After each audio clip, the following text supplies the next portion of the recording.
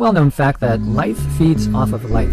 That is just the way this universe works, at least in our 3D realm, and perhaps there's good evidence that it even goes on past this 3D and into the 4D. So we see this. It's something that is obvious as we look at this child feeding the goats. And of course, babies need their milk or their formula, better off with mother's milk, but still, life feeds off of life, and we enjoy and we celebrate many events with meals and wonderful family get-togethers. Even if you are a breatharian, living off of prana, chi, ki, vril, you're still living off of life. Where does that come from? Well, it comes from the air we breathe, and it comes from the earth itself. So even if we're not eating any solid food, and we are a breatharian, and I know there's many of you think that's just an impossibility, you're still living off of life. We're still living off of the life force from various sources. There's a term called loosh. This is a key term, a term applied to energy produced by human beings and animals that other entities use to feed from. Energy that is produced by suffering. There's some info on this by Robert Monroe, as well as other people as well. Everything around us, on so many different levels, all feeding off of something else in one way, shape, or form.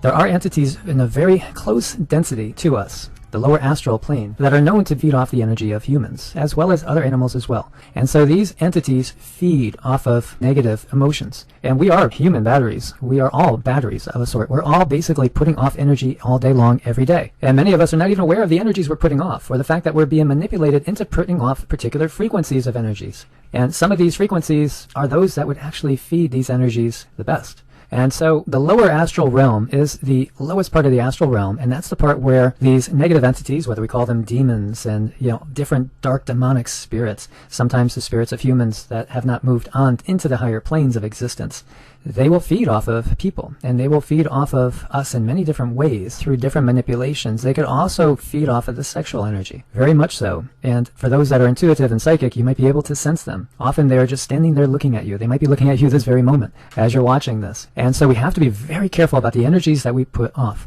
When we put off these lower energies, it feeds them. When we put off higher energies, those of love and compassion, they don't have a food source. So that is why these beings that, there's so many different terms for these beings, so many different classifications of these beings. In medical Qigong, there's more than a chapter talking about different classifications of different beings you might run into when you're doing energy work. And make no mistake about it, they're around us all the time. If we tap into the higher emotions, stay in the better frequencies, the higher frequencies, which are things like love and compassion, and radiate that, it negates their ability to influence us. And so they hate that. And that is why we have so many problems on this planet. Whether we call them interdimensional, extraterrestrial, demons, whatever you want to use, they're all beings that feed off of human energy and also animal energy as well. So one of the things that they use to control us and to give themselves a food source is never-ending wars. And while to humans involved, this may be a war over resources, political ideas, control, war to extend an empire, a war that's just about all the lower baser energies. And many of these humans do not realize that really why the wars are happening is that they are controlled by these energies, these entities,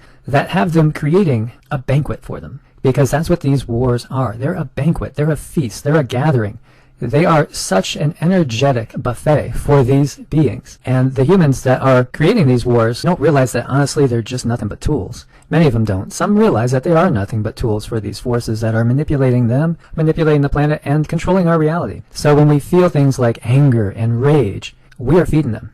So when the media is playing to racial division, when they're playing to basically different acts of terrorism, when they're playing to all these different things that get us upset, that lower our energies, that get us even ready at times to just lash out at others, what they're doing is they're creating food for these entities. And these entities are able to control people's minds, and they get in there and they will control them, and they will make them do things that maybe they normally would not do. And we are all always surrounded by these entities. They're all around us. However, if we are living a life that is one of compassion, one of a true desire for peace, and cultivating that peace within you, then you are starting to get outside of their reach. You are really out of their reach energetically. So often, as is what's happening to so many people right now, you will find yourself attacked by these entities when they can, and also by the manipulated human hosts that they control. And so we have to realize that these feelings too, such as guilt and depression and feeling bad, feeling hopeless, they feed these entities. So the best thing we could do is to get out of all these negative emotions. Anger, depression, guilt, and shame are the product of thinking that is at the base of violence on our planet.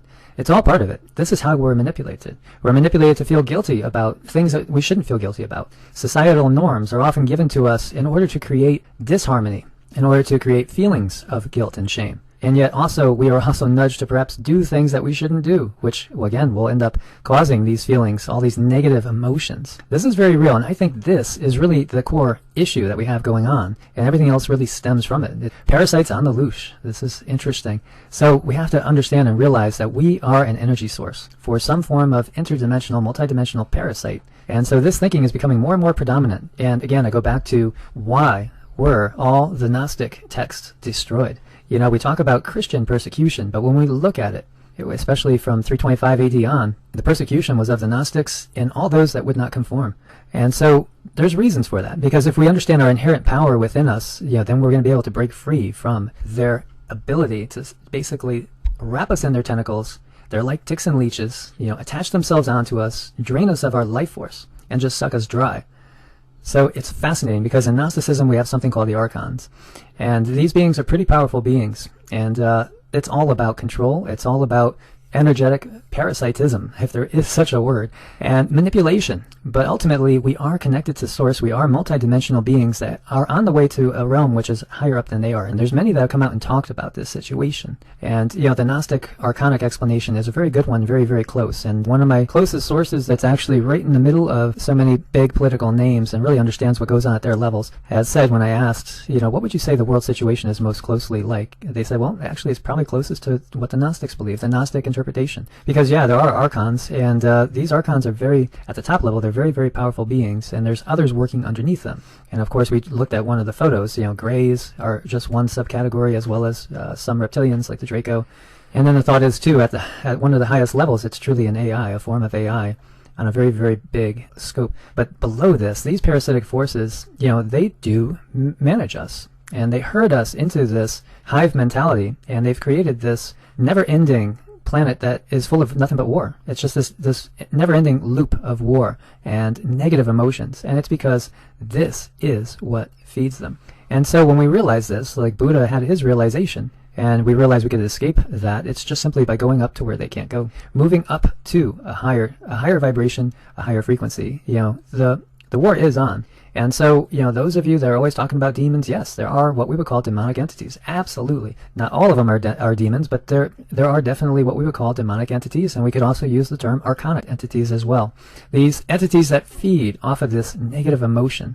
And, I just love how this is titled, Trawling the Farm for Human Energy. In many ways, living on planet Earth is like living on a human farm, because these dark energies are just cultivating this. They're cultivating this. And as we get closer to the truth, sometimes they have massive die-offs, and they orchestrate that. It's just like cutting cancer out of the body in a sense. It's like in order to maintain the body, you have to cut it out. Of course, with them, everything is completely inverse. And many people have had lucid dreaming where you could control your dreams. The first time it happened to me that I really, really remember and was significant was in 5th grade. And I had a dream. I was running down the street a block away from my home, and there was like a herd of zombies coming after me. They were all coming after me, and I couldn't run fast enough. And so I changed it in my dream and just started to have fun just basically knocking off the zombies in my dream and taking the upper hand. If we're being controlled by fear and the like, you might experience the lower astral plane. And the lower astral plane is where all your goblins and ghosts and demons and scary things are going to be. This is where the ticks and leeches live. This is their home. So when we're talking about all the different views of hell, this is what we're talking about. It's the lower astral plane.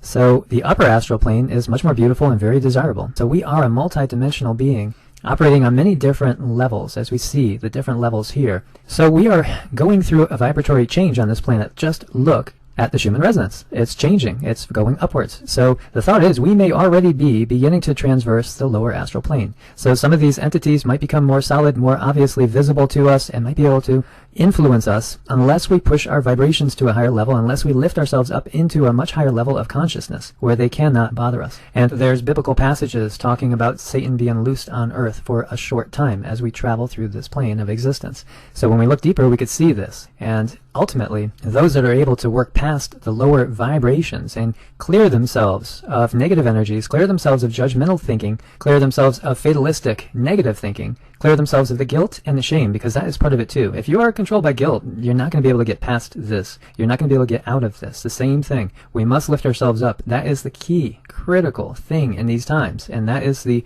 key to actually manifesting a new world with a much higher level of existence and understanding the unity that underlies everything. These beings are doing their best to hold on to us because, we are their source of food. We are You know, you can look at it as we are their livestock. And of course, they look at us like sheeple that most of us can't think for ourselves. And they've conditioned us through many ways. And we are conditioned by the media, by society, by our teachers, you know, by our parents, unfortunately, in many cases as well, and by our religious authorities. And just ask yourself, is this teaching, is this philosophy, is this line of thinking, is this making me raise upwards? Do I feel happier? Do I feel uplifted? And am I taking a point of view where I recognize the divinity that lies in all and trying to help lift everybody up? Because that's going to be the key for not being louche for these different beings and not taking part, not being the food on the plate at their buffet.